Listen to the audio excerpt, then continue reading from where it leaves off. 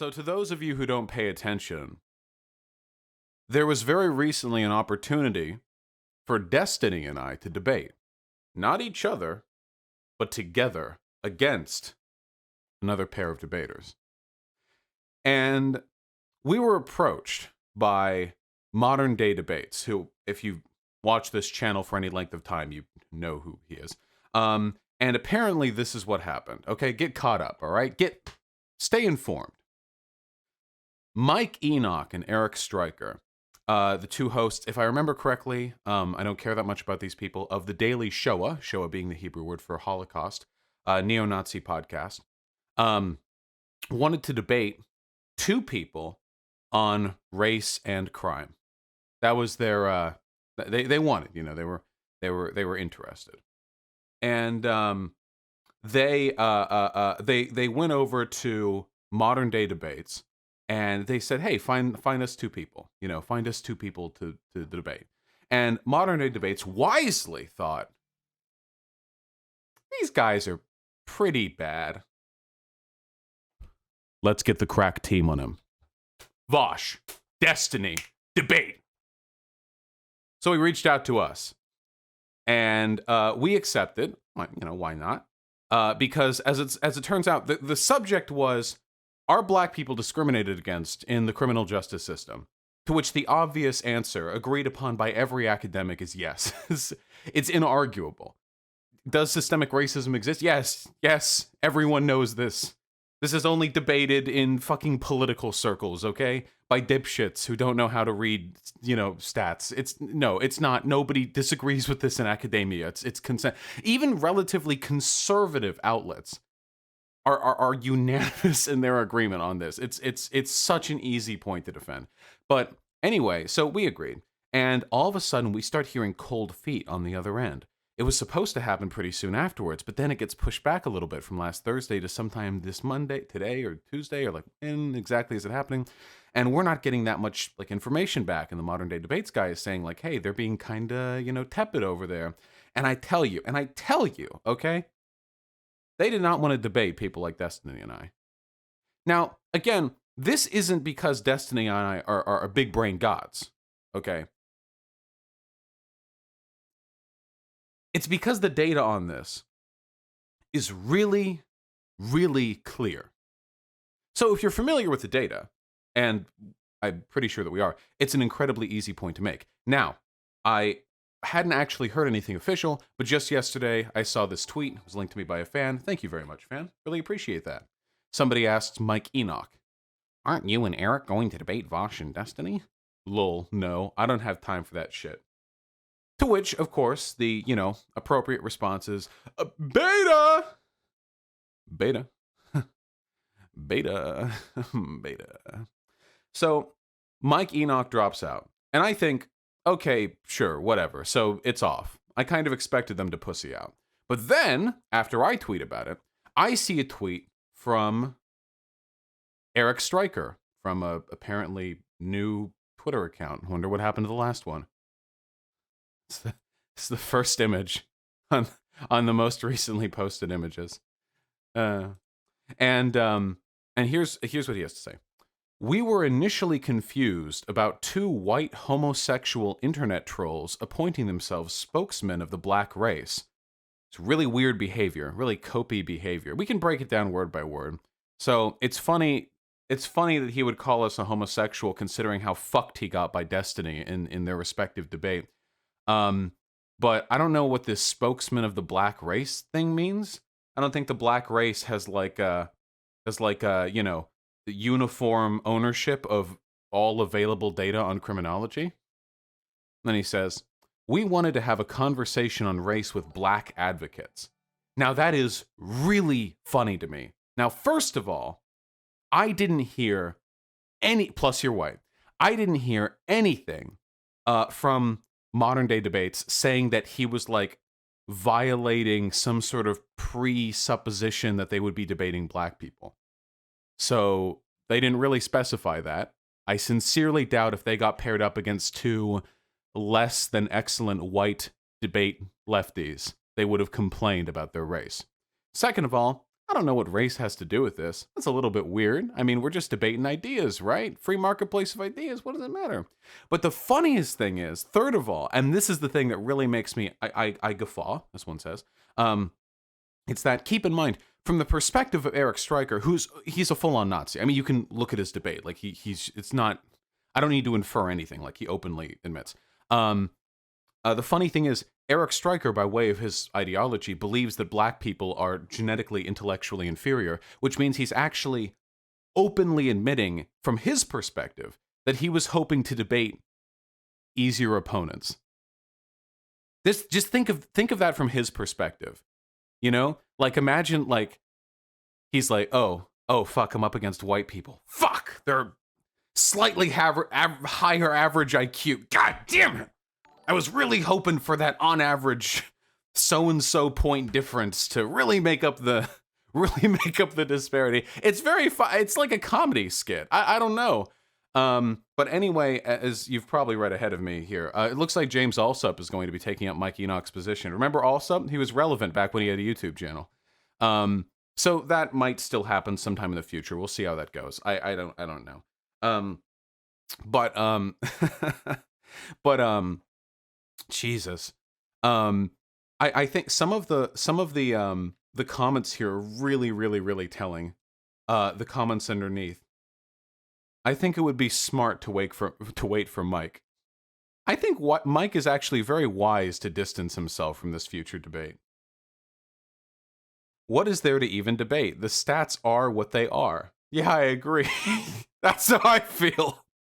That's what I feel going in. Like, I'm just gonna I'm Binder Andy, baby. I'm gonna come in there. I'm just be like, okay, let's talk about all this data. Like, what, you gonna refute all of this on the fly? Like, what am I supposed to do? What are we gonna be debating? He's right. There's nothing to fucking debate.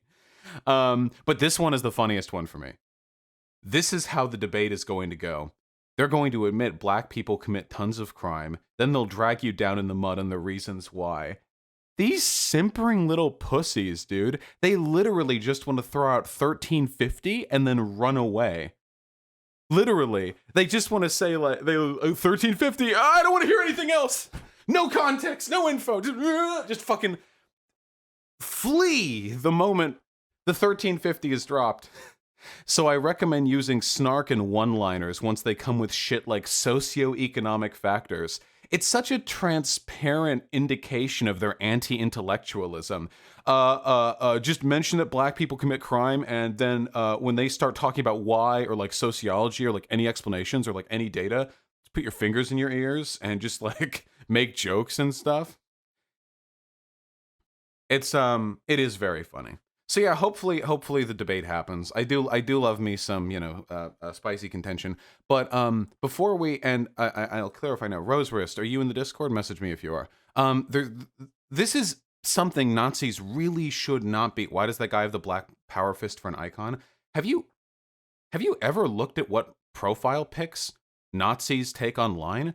Half of them are anime profile pics, and other ones are pictures of like black women whose lips are photoshopped to be bigger. Okay, don't involve me in their decision making. Okay, all right, Rose, I'll call you in a sec. So this is a subject that Nazis really should avoid debating, and I've been compiling this for a little while now. And that guy is on our side. He's being sarcastic. Is that true? Uh-oh. No, he's not, you dipshits. His first fucking retweet is from Mr. Medicare. Communist fighting for black and queer liberation. Have you guys seriously never seen a 4chan account? Jesus Christ. It was an ironic retweet. Oh, the second retweet, too. Oh, here's some Israel shit. Yeah, come on, guys. It's not subtle. There's a BLM profile pic. They must be a leftist. Anyway, this is a subject that Nazis really should avoid talking about. And I want to share something with you guys. I haven't actually talked about it on stream at this juncture, and I finally want to. And then I'm going to bring somebody else on to talk about it even more. So as some of you know, I have a research document where I compile stuff, okay? This is what it looks like. Well, this is what the first page of it looks like. It actually goes on for quite a while. We're up to about 18 pages at this point. I look forward to all you spamming the link in chat. Now, I want to address this very, very quickly before we dig into it. Stop spamming. I'll nuke all of you. I'll nuke everyone who's spamming it. I'll do it. I'll do it. Now, this is going to surprise you guys, but most of the arguments that I make on stream against right-leaning people aren't leftist arguments. They're not driven from some esoteric theory. They're not driven from some like radical, far left perspective. They're actually just me reiterating like the academic consensus on certain pieces of data. That's generally what they are. And it makes me feel, honestly, sometimes it makes me feel like a little bit of a hack, honestly, because when I'm reiterating this, I feel like I could be having such an interesting conversation right now, but I'm constantly arguing over the existence of factual information. I want to share some of this with you guys, if I may, very briefly. Now, at the very beginning of the largest section of this document, which is entitled Institutional Racism, is a credit to somebody who probably won't make an appearance on this stream in 5 minutes. But downstream from that, I've compiled data, or I've had data compiled for me. Again, we'll get to that. The gist of this, essentially, is every argument on systemic racism goes the exact same way. Every single time. Black people face higher rates of everything. Everything is worse for black people. Well, have you considered 1350? Oh! Darn! No, I didn't consider that. That's pretty much every argument. Now, the nice thing is, sociologists have invented a kind of magical data analysis called multivariate regression analysis. It is the mystical art of controlling for a number of variables to try and check whether or not the rate of a given variable is disproportionate concerning its relationship to other grounding variables. So, for example, let's say I make the argument, black people get arrested more, and then somebody else says, well, black people commit more crime. And then I account for the fact that black people commit more crime, and maybe a bunch of other factors, and then after all those variables are accounted for, we come to the conclusion that even when you account for all of that, black people still get arrested more. It's really complicated, so let's break it down. All of this data right here, these are highly respected, peer-reviewed articles which detail the numerous ways in which black people are disadvantaged in this country exclusively for their race.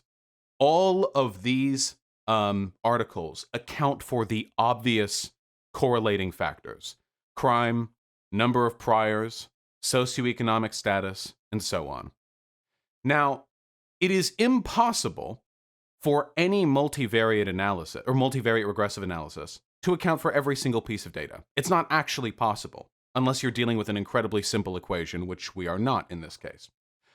But when dozens after dozens of reputable, sometimes government-backed articles are all pushing the exact same point with every conceivable lurking variable being accounted for, time and time again reaffirming the same conclusions, eventually the plurality of data speaks for itself. I thought I could roll over a few of these. If you're ever interested in a sort of general analysis of black exploitation and black discrimination, the investigation of the Ferguson Police Department, which was done by the federal government, is probably the best thing that you can look at. It's a single case study on a single police department, but the plurality of ways in which black people were disadvantaged specifically in that police district were, overwhelming. And again, this is all federal investigation. This isn't some wacky West Coast SJW shit. But, even if it was, you still have to contend with the data available. But if you go through this, and I encourage all of you to, if you ever have any intention of arguing your points, you'll find data points such as in Washington, D.C., black people are far more likely to be stopped and searched than white people. For example, the black population of D.C. is 25% greater than the white population, but they're 410% more likely to be stopped. The disparity is 1,465% for stops which led to no warning, ticket, or arrest, and 3,695% for searches which led to no warning ticket or arrest. So if you're black, you're 37 times as likely to be impromptu searched and not have it lead to a warning ticket or arrest. Which kind of accounts for the criminality factor, doesn't it? After all, if you're being searched like that and it doesn't lead to anything, that was an completely impromptu and unnecessary use of state power, huh? An analysis of 4.5 million traffic stops in North Carolina showed that black and Latino people were more likely to be searched than white people, in spite of the fact that white motorists were more likely to have contraband in their vehicles. Strange, that. In Nashville's Davidson County, black people were pulled over so often that the rate of stops were 1,122 per 1,000 drivers. The average black driver was pulled over more than once. Black drivers were also searched at twice the rate of white drivers, but white drivers had more contraband in their cars on average. This one's really new, actually. This one from Nature.com, one of the most reputable journals in, to my knowledge, all of human history, was a study of nearly 100 million traffic stops, which actually found something really, really, really funny. While black people are very disproportionately pulled over during traffic stops and searches, that disparity closes after sunset, when you can't tell the race of the driver from the outside. That's kind of funny if you think about it, actually. In the cover of darkness, at long last, racism. Well, what's that old saying? You know, racism ends when the lights are off, or something like that. There's a saying something like that. It's literally that. It's literally the lights are off. We can't tell. We can't tell. It's true. So the sun, unfortunately, the sun is canceled. Unfortunate. I'm not even going into the majority of the data available here, but I've got it separated. Bias done in stop, searches, and arrests, so largely by police, and then biases in judges, juries, and prosecutors, including a tremendous amount of evidence that A, judges will use discretionary sentencing, even with all other factors accounted for, to put black people away for longer. And when there is no discretionary sentencing involved, black people are far more likely to be tried with crimes that will have a minimum sentence. That's on the side of the prosecutor. And that juries are very, very prone to implicit bias. They are far, far more likely to believe in the severity of evidence with regards to the criminality of the alleged perpetrator if that person is dark-skinned, as opposed to being white-skinned. All of this controls for other correlative factors. And you can go through all of it if you want. Death penalty sentencing is particularly heinous. Black people sure do get thrown into death sentences quite a bit more often. Significantly more often, mind you, if the murder victim was white. If the murder victim was black, black people are far less likely to be placed on death row. Interesting, that. It's not just about punishing black people, it's about punishing black people for stepping against white people, or allegedly stepping against white people, because as it turns out, black people are also far more likely to have their convictions overturned, which is something that only happens when they are falsely convicted. Another thing that happens far more likely to black people. I am not done going through all this data. I'm not done adding to it either. Normally, with regards to the stuff in this research document, I try to keep it all very,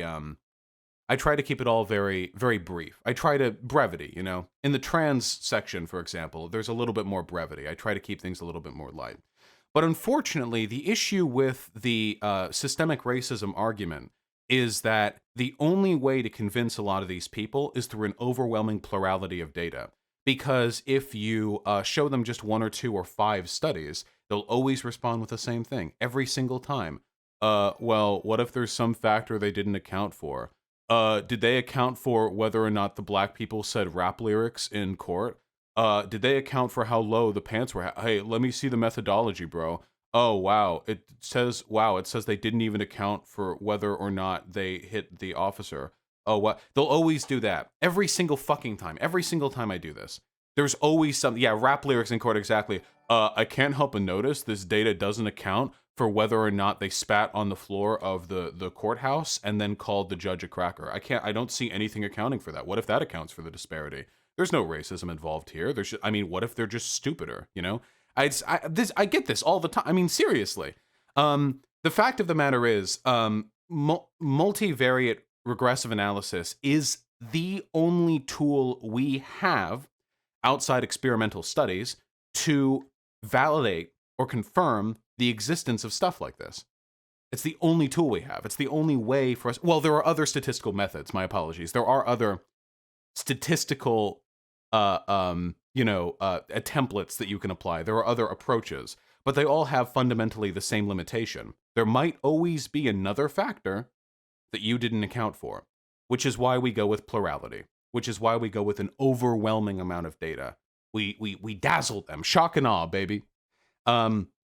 The plurality of data right now, as expressed both in academia and by the government, is that there is, in fact, systemic racism in this country, and that it is, in fact, a product, in large part, of implicit bias on the part of individuals who play a part in that system, but also of long-standing consequences of pre-existing social forces. Now, I've gone over this before, but I want to be very clear about this. You don't need implicit bias. You don't need people being racist for a system to be racist. People tend to stay in the same economic quartile they're born into. That's just an economic fact. This country does not have perfect economic mobility. If it did, your likelihood of being rich would be equal regardless of whether you're born poor or rich. And likewise, your likelihood of dying poor would be the same no matter what economic quartile you're born into. But that's not the case, obviously. People born rich tend to die rich. People born poor tend to die poor. Generally speaking, with exceptions, but it is a statistical trend. So when you enslave the black people and then keep them as second-class citizens for 100 years, such that after they escape those circumstances, their average level of family household wealth is a fraction of that of the white people in this country, it is an economic guarantee that black people will suffer from massively disproportionate socioeconomic problems as a product of the history that they have experienced in this country. And that is racist, because that disparity is caused by racism. Just because that racism happened 50 years ago, or 60 or 70 or 100 years ago, does not mean that that racism does not still have consequences. The length of time between incident and outcome does not change the relationship between those two factors. If I deck somebody in the face and break their nose, and they get up and they say, "What the fuck? What the fuck? My nose is broken. That guy hit me." And I say, "Well, hold on. I hit you in the past. Your nose is still broken, true, but there are other people whose noses right now are not broken. And I would ask you to reflect on the possibility, and maybe there are things you could have done to have avoided having your nose broken at this juncture." It would be an absurd argument, of course. But it would be equally absurd even if there was a week of time between the punch and the confrontation, or even if there was a month of time between the punch and the confrontation. A month of time is actually a perfect example, because after a month, you can have your nose set. That is enough time. But it also might be the case that your nose is not set after a month. And I will tell you this, my friends, of the people today whose noses are currently broken, it is significantly more likely that at some point in the recent past their noses were broken than that their noses were fixed, not broken, and then just spontaneously broke with no inciting incident being enacted upon them. In essence, every outcome has an incident which beget it. And if you genuinely believe that the state black people are in this country is a product of their own doing exclusively, you are A, preposterously unintelligent or dishonest, and B, implicitly suggesting a genetic explanation to their socioeconomic problems. Oh, it's their culture? Well, why is their culture bad? I don't know. They just make bad decisions. Well, why do they make bad decisions? Well, I don't know. Well, then at that point, you can say they just do, and that's kind of a genetic bait right there. Or you can say, well, slavery may be affected, and then, aha! We go back to the cause, don't we? White people weren't enslaved in this country. Even the Irish, my ancestors, were indentured servants at the worst, which means their children were not property, and they were treated better on average than the black slaves by a pretty significant amount. Conflation of slavery and indentured servitude has always been a sort of catch-all, excuse made by people in this country who want to ignore the fact that black people have kind of gotten a bum deal in this country's history. Well, white people were enslaved too. Well, not really. No, it wasn't really the same. You didn't really have an entire country built on the back of chattel slavery of Irish people. Maybe in a better world. With that being said, because I've rambled for long enough, I have someone who I'd like to thank for the compilation of this data, and I'm going to bring that person on now, if I may, because they are the person who made the original document from which I callously ripped so many of my sources. Rose.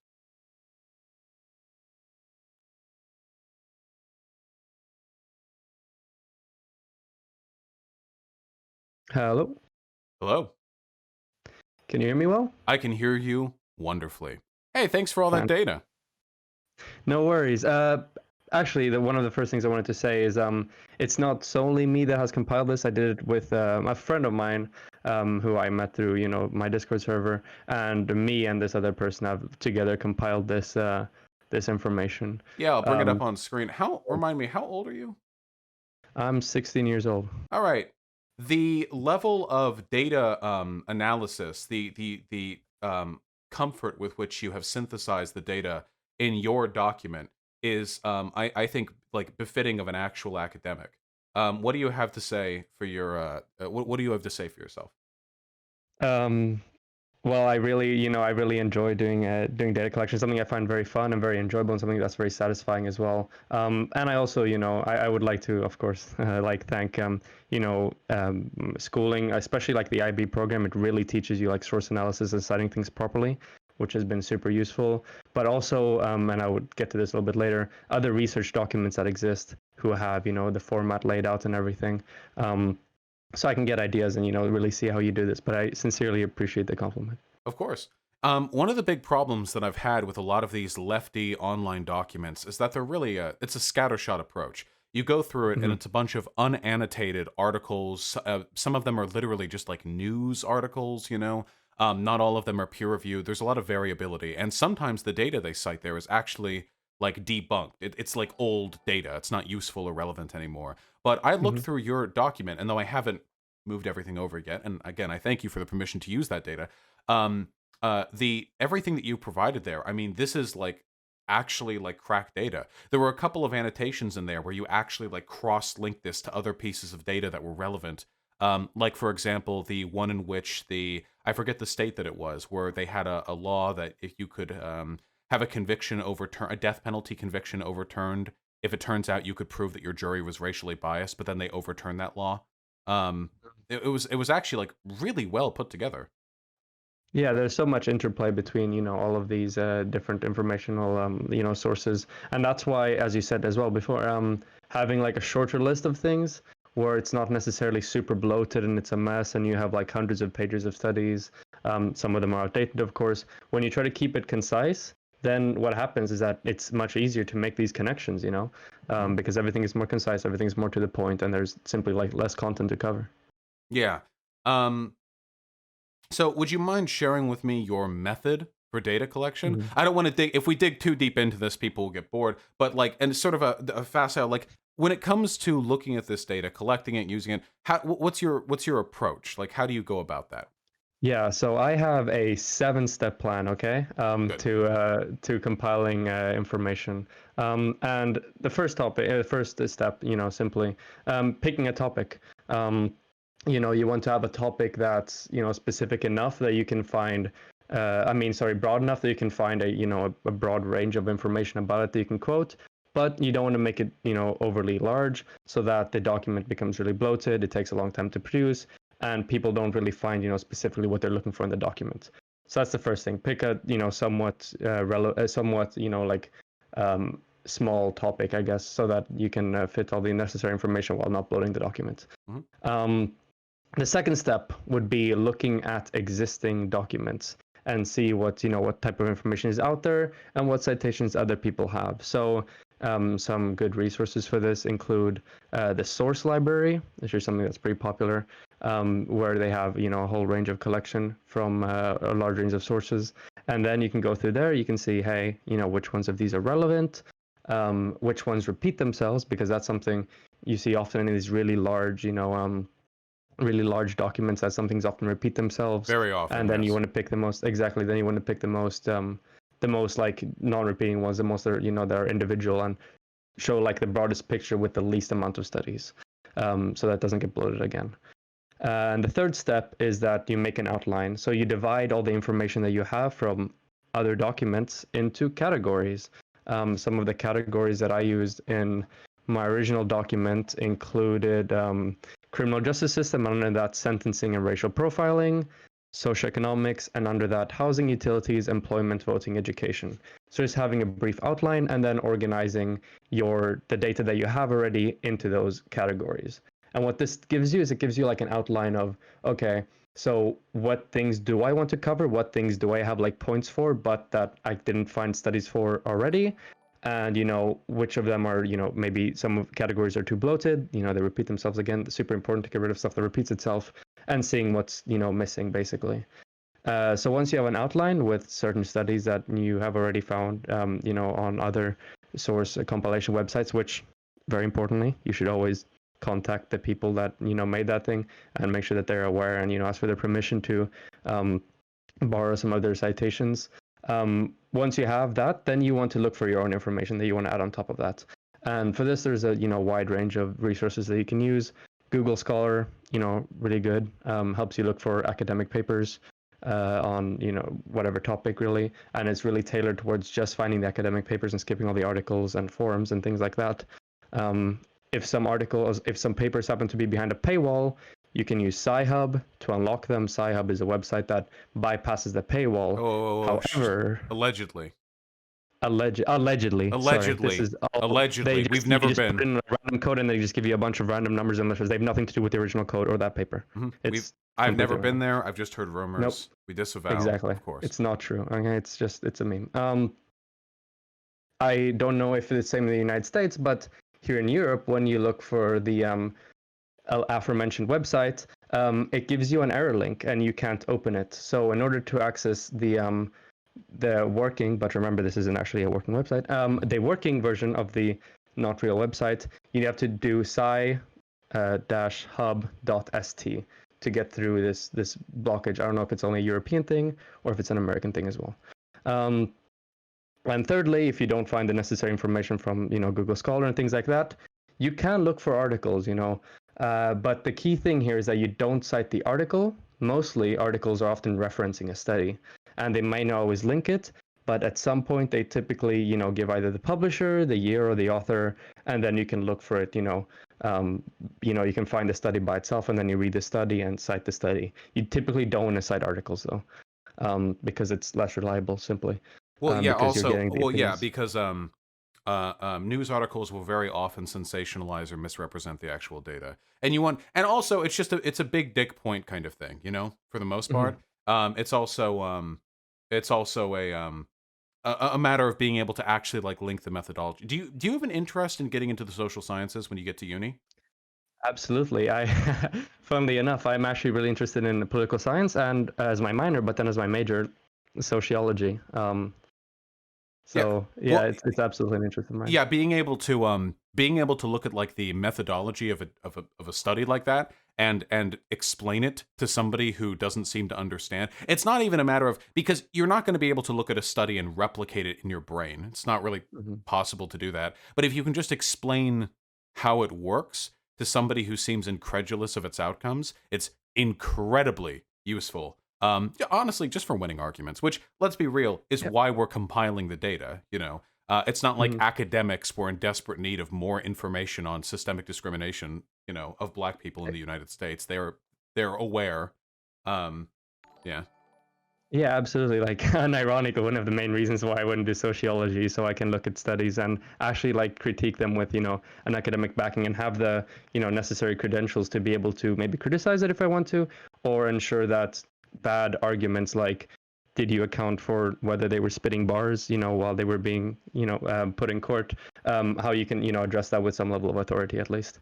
Um, so yeah, that's one of the reasons why I'm interested in sociology, and aforementioned the reason of being able to win arguments. Um, Cite your information consistently. So once you've found the information from other sources, you have a structure. Then you found your own information using the methods I listed previously.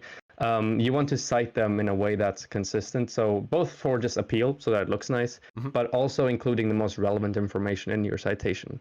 So this includes the author, the date, and the publisher slash institution who put out this information, and then just a handful of the key points from that study. This can be anywhere from like 2 to like I would say 7 points, maybe 5.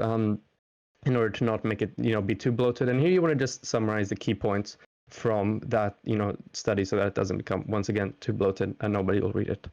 yeah. I Um, feel this is one of the things that the documents fuck up on traditionally. Annotations and relevance are infinitely more useful than just like the scattershot approach where you just link 20 studies. Holy shit! If you're arguing with somebody, because it's always unfair, like in their mhm. favor, we have to prove everything, and if we ever get anything wrong, we lose the debate because um, the bias because Squad W. So if we're linking like 20, 30 studies or something, and then one of them says like, oh wait, this is actually for a different thing, or oh look, this actually kind of says that they were ambivalent about the data. If they can do that for one of them, it makes you look It's all over. so fucking weak. Yeah. Yeah, it makes you look so bad. Exactly. So that's why making like relevant and most importantly, it may be it's always better to have the key points be a little bit more bloated than miss out some element of the study that's pretty important and then have that person actually be aware of it and then call you out on that. So yeah, the most important thing is always represent the studies accurately while still keeping the sort of like concise nature of it. So once you have this, you have your structure, you have studies from other people who've compiled them and from yourself, then you want to review all of them again. And here, once again, you want to make sure that the document's not bloated, that people will actually read it. And you judge the studies by 3 core like metrics, I would say. Number one, relevancy. Of course, you want to make sure that all the documents are directly, all the studies are directly relevant to the point you're trying to make, so that it's not adding unnecessary material to the document that doesn't really provide the reader with any new important information or ideas. Secondly, if you have repeating studies, um, you may just want to pick the one with the higher credibility. So whether this be like what 2 studies showing the same thing, one was just published by just a group of researchers, and one was published by a group of researchers in like Harvard, for example, like through Harvard, and they say the same thing. Probably pick the Harvard one to not bloat the document and to have the most credible, studies in your thing. And then thirdly, when it comes to comprehensiveness, so if you have 2 studies, one of them talking about like the way police, are biased in policing within a specific city, within a like a state, for example, and then you have another one that illustrates the overall trend in that entire state. You're probably going to want to pick the one that has the entire state, because if you have both of them, then the city one is kind of irrelevant unless you're of course discussing that city in particular. So then you can remove the city specific one for the purpose of not being bloated and to be comprehensive. And once again, meta-analyses, great on all 3 of these points. So if you have meta-analyses, your things are always good. Yeah. It's really And then the difficult most to get it's really sorry. difficult to get meta-analyses on criminological stuff though, because everything Mm-hmm. varies so much in a city by city, state by state level. And you have to account for so many factors. I think it's easier with stuff that's a little bit more individualistic, like for example, Mm-hmm. trans data or studies on scientific, queries, because when you're doing those, I mean, people are going to respond to treatment the same whether they're in Tuscan or, Seattle. But when it comes to criminological stuff, there can be a huge amount of variance. Finding those meta-analyses is really rewarding, though. Exactly, really, and it's like, yeah, it's the best type of study you can really cite. And here is the key thing, that I think that something that we did in our document that I haven't seen any other documents do, and this is that we summarized the key points of each of our category into a little like executive summary, I guess, at the beginning of this document. So what we had here is we tried to summarize the key points of each of these aforementioned sections. So the sections were, criminal justice in terms of policing, sentencing, and then socioeconomics, housing, education, the employment, things like that. And then having the key points from each of those different categories. And then the point of this isn't to just repeat the statistics, I guess, that were the most interesting from those categories, although you certainly can do that. The point of this is basically, this is like the elevator speech, right? This is where you're like, okay, all this information that I have under the category of sentencing, stands to prove the fact that I can read this actually directly from the document. Black people are discriminated against at virtually every level of the criminal justice system. So that's a nice, comprehensive, overarching statement about what all the research indicates. And this is what you want to read out whenever you're presenting this to anybody. You don't want to go down and read through every study. You want to read through the key points and the overall, view. And then if someone challenges you on any of these statements, then you go into the more specific parts and the studies that are specifically under like the sections. Right. We have to match their effort. A lot of the conservatives we debate online have dedicated hours of their life to memorizing stat collages from Poll about black crime and about trans suicide rates. So we should reflect their effort, just a little bit, by actually reading real studies for at least a little bit. It's so easy to get all the data together with just a little bit of effort invested, but that's the point of the source documents, right? To help people with that process. Exactly, and that was one of the main things that we had in mind when we created this document, was that, okay, we want to get rid of this idea people have of racism as being something, abstract, super interpersonal, without any really, well, this is what racism looks like. So the point of this document is really to be like, okay, here are the stats. These are the material consequences of systemic racism in the United States of America. This is how it manifests itself. This is racism. It's not some abstract personal, engagement between Nebulous, two people. Right, it's something large. Exactly. Well, that's one of the things that makes protesting against it difficult. It's actually much easier to protest against racism during something like the Jim Crow era, because there's a very concrete, solid, definite, written into law thing we can unite against. Whereas nowadays, the sort of nebulous, overbearing systemic racism is it's like, well, there's a slightly higher percentage chance on average of mistreatment in this respect with this. It can be a lot harder to nail down. But, I mean, criminologists have been working on it for decades now. So I guess we should probably pick up the pieces. Yeah, exactly. And this is, the kind of distinction that you have to make in the beginning of all these discussions. The distinction between, you've gone over this on your stream, explicit, implicit racism, and then the how and policy can have a racist impact, things like this, which you have to do the groundwork whenever you you have any of these discussions. Which step are we on again? I think I might have lost the plot on the specific step by step. I don't think I clearly differentiated between all the steps. That's okay. So when you said 7 steps, I thought you were joking at first, like you were saying an wasn't arbitrarily actually joking. large I come number. very prepared. I mean, it clearly shows in the fucking document. That's the thing. Listen, I mean, I graduate. I did the sociology degree, so I know how to. I mean, generally you need to be a master's degree before you make a study yourself, but I can look at the process, But I'm a generally pretty lazy guy. Also, reading pretty cringe, honestly.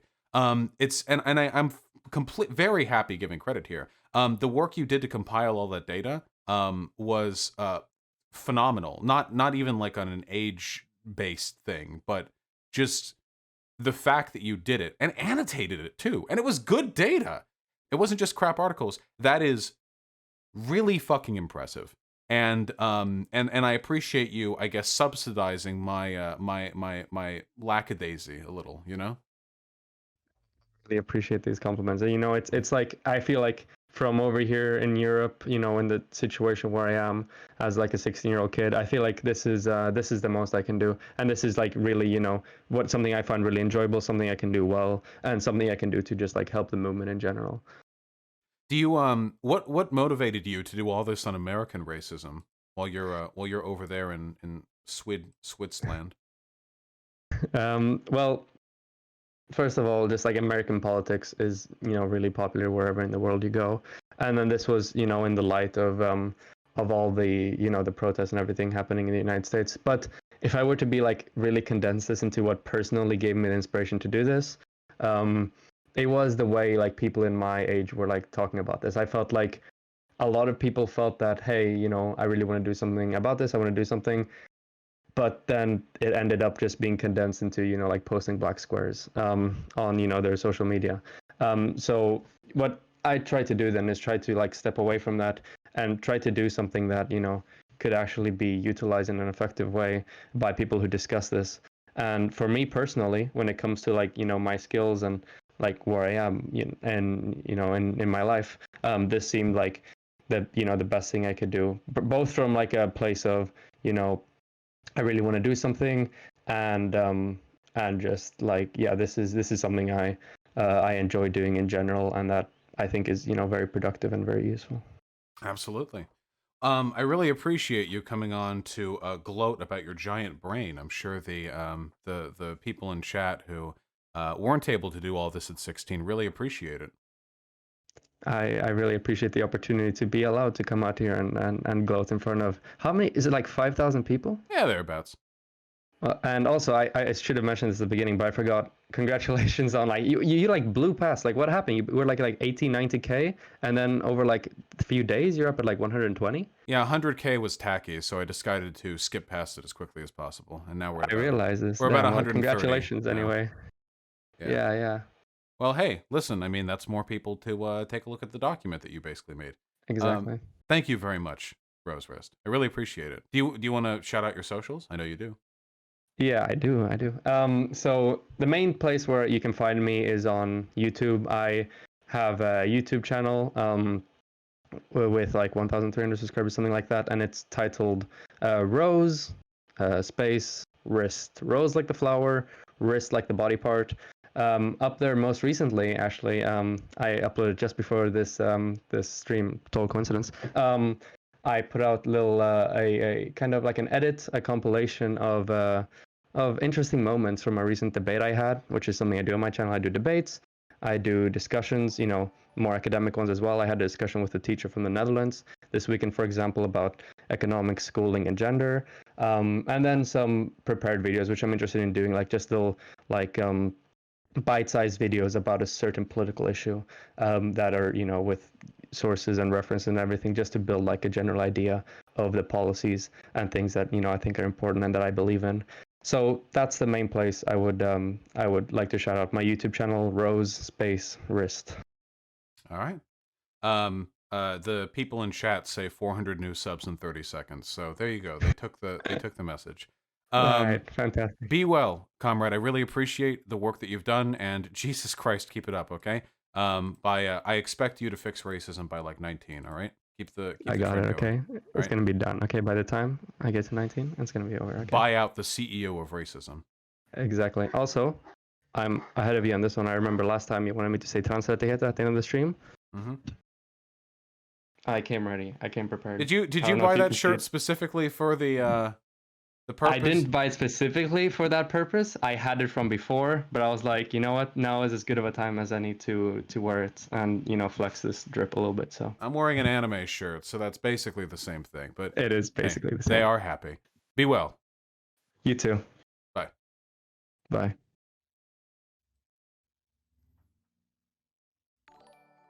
What an impressive young person. Is that patronizing for me to say? I'm really not that old. I'm 26.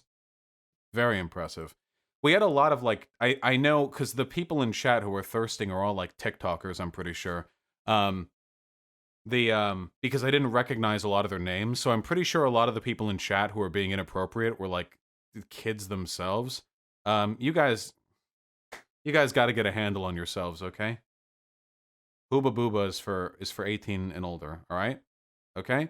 I see a lot of this on TikTok too. I really do. In TikTok, the comments are filled with a lot of really weird, like kind of inappropriate sexual shit. Like that happens a lot. It's really fucking weird. Like now I don't mind it on me because I'm 26 and I'm fine and I'm, you know, settled.